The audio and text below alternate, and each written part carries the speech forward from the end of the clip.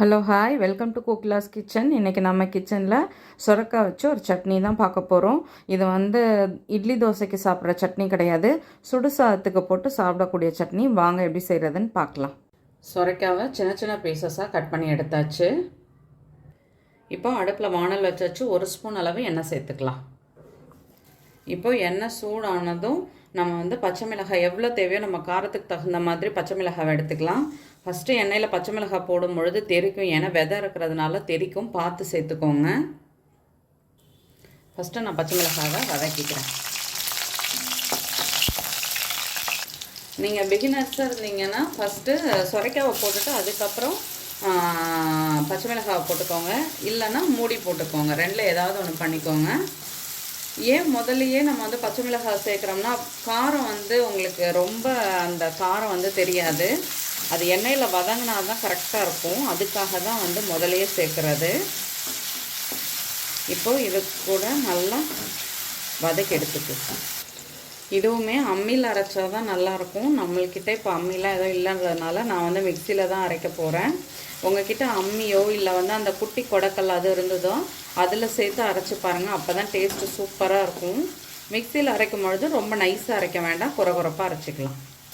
இப்போ பாருங்கள், காய் நல்லா வெந்துடுச்சு. ஒரு 5 மினிட்ஸ்லேயே இது நல்லா வெந்துடுச்சு. ஏன்னா நம்ம எலசான காய் தான் சேர்த்துருக்கோம், அதனால் சீக்கிரம் இது வெந்துடுச்சு. இப்போ இதை எடுத்துகிட்டு நம்ம இதில் இருக்கிற பேலன்ஸ் இருக்க எண்ணெயில் நம்ம தக்காளி சேர்த்துக்கலாம். அடுத்து நம்ம கட் பண்ணி வச்சுருக்க தக்காளியை சேர்த்துக்கலாம்.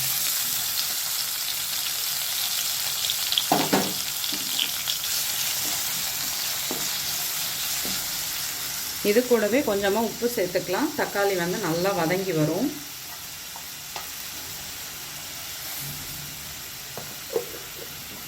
இப்போது இதை நான் ஃபேனில் ஆற வச்சு எடுத்துகிட்டு வரேன். தக்காளி இப்போது நல்லா வதங்கிடுச்சு. இதையும் நம்ம ஃபேனில் ஆற வச்சு எடுத்துகிட்டு வந்துக்கலாம்.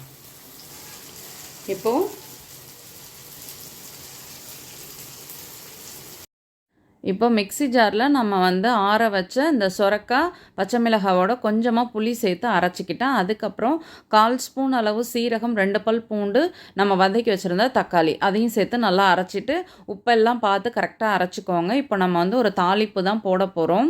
ரொம்ப நைஸாலாம் அரைக்க வேண்டாம், ஓரளவுக்கு குறப்பாக அரைச்சிக்கோங்க.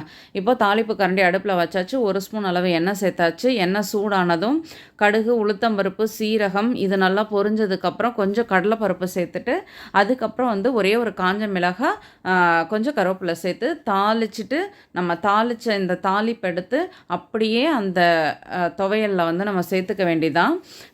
சட்னினும் சொல்லலாம், துவையல்னு சொல்லலாம், ஒன்றும் தப்பு கிடையாது. இப்போ இங்கே பாருங்கள், அவ்வளோதான். நம்ம சாப்பிடும் பொழுது அதை அப்படியே மிக்ஸ் பண்ணிவிட்டு சுட சுட சாதத்தில் போட்டு சாப்பிட்ணும். இப்போ சூப்பராக நம்மளோட சுரக்காய் சட்னி ரெடி ஆகிடுச்சு. நீங்களும் வீட்டில் ட்ரை பண்ணி பாருங்கள், கண்டிப்பாக உங்களுக்கு பிடிக்கும். வீடியோ பிடிச்சா லைக் பண்ணுங்கள், கட்டாயமாக ஃப்ரெண்ட்ஸ் அண்ட் ஃபேமிலிக்கும் ஷேர் பண்ணுங்கள். ஷேர் பண்ணுறதோடு மட்டும் இல்லாமல் செஞ்சு பார்த்துட்டு உங்கள் கமெண்ட் சொல்லுங்கள். ஏன்னா இது இட்லி தோசைக்கெலாம் நீங்கள் எடுத்து யூஸ் பண்ணிக்க முடியாது, வெறும் ரைஸுக்கு மட்டும்தான். நல்லா சாதம் போட்டு, நல்லா சுட சுட சாதம் போட்டு இந்த துவையில் போட்டு சாப்பிட்டா நல்லா ஸ்பைஸியாக இருக்கும், புளிப்பாக இருக்கும், நல்லாயிருக்கும் சாப்பிட்றதுக்கு.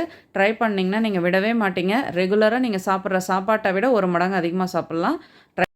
ட்ரை பண்ணி பார்த்துட்டு எப்படி இருந்ததுன்னு சொல்லி கமெண்ட்டில் சொல்லுங்கள். வீடியோ பிடிச்சா லைக் பண்ணுங்கள். தேங்க்யூ.